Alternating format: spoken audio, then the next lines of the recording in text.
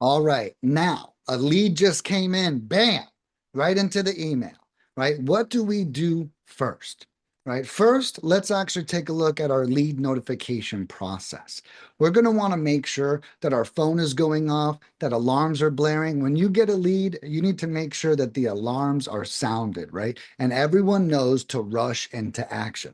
This is very similar to how Batman would respond when the light went off in the sky, right? We have to have that same sense of urgency when a lead comes in. Okay, so that's step number one, proper notification and a sense of urgency. Okay, next, after that, we have to make sure that we maintain a positive attitude. Now, it is human nature, so don't beat yourself up, but it is human nature that when a lead comes in, you are naturally not going to want to call it. It's natural.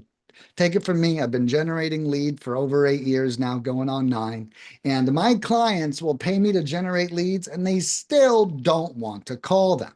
Okay. Now, what's going to happen when you don't want to do something is you're going to start creating reasons in your head to not do it. Like you're going to read the notes and you're going to fall for this trap.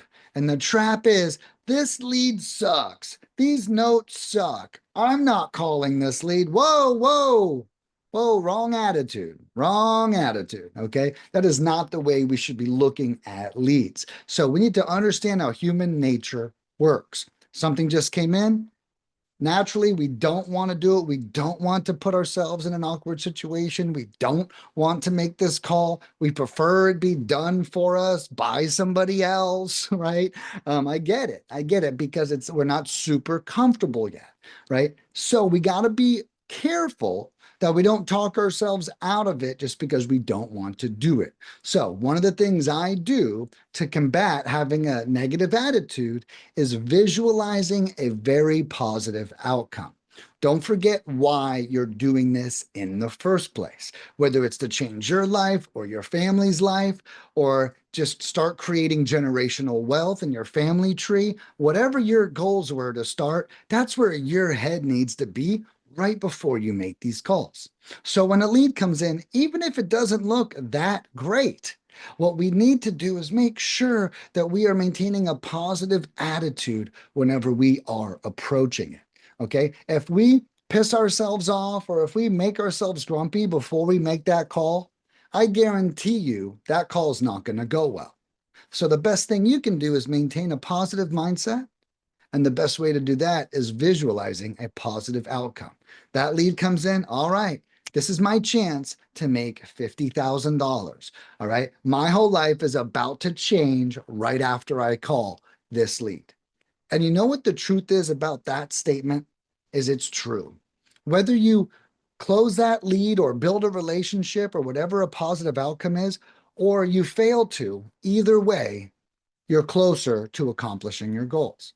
And it's because even if I approach them and it doesn't go well, I need to study what I did. I need to learn about how I could have done better next time. And then you know what? I need to respect what just happened as practice. Okay, so there is no failing here. There is no the world is over. It is only either getting better or making money, right? And that is an amazing attitude to have when you are working leads. Hey, call that lead. We're either going to get better or we're going to make money, period. Right. And then that is beautiful. Now you're in the right mindset to actually make that call. And that, trust me, I see it all the time. Clients come up with all kinds of excuses. I went on vacation. I got sick. Look, I get it.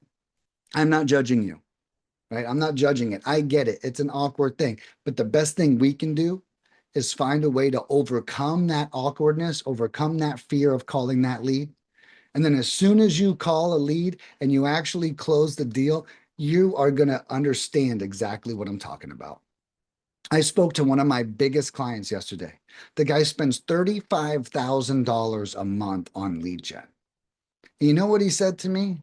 I was talking to him about the quality of the notes. He goes, Nick, we don't even care about the notes. If you can get us a raised hand or a foot in the door, it is my team's job to get that under contract. I don't need a lot of notes. He said, if I based my closed deals off of the notes, I wouldn't have any closed deals. And I want you guys to think about that advice from someone who's making over 100K a month and spending over 30K a month, okay, on lead gen. All right. And he is so right. We do not let obstacles or excuses slow us down.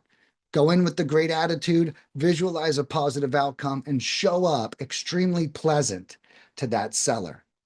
Okay. If you're pleasant and you are fun to interact with, you are going to get everything you want out of that conversation. All right, guys, this video covered the right mindset to start following up with these leads. We want to make sure that we are as positive as humanly possible. If you're grumpy, call them later. If you can't calm yourself down or cheer yourself up, call them later. This is not something you'll say, well, I'm grumpy anyways. I'll just make the call right now. Do not do that.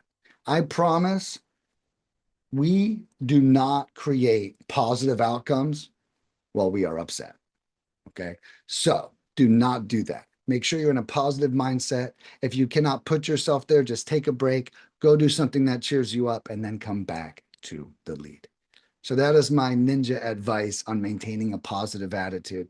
It's really going to change the way you look at your business and hold yourself accountable to the things that I'm saying. Understand you are going to be afraid to make this call. And because you don't want to make that call, you're going to make other excuses as to why you shouldn't have to make it. But your life begins to change when you make that call.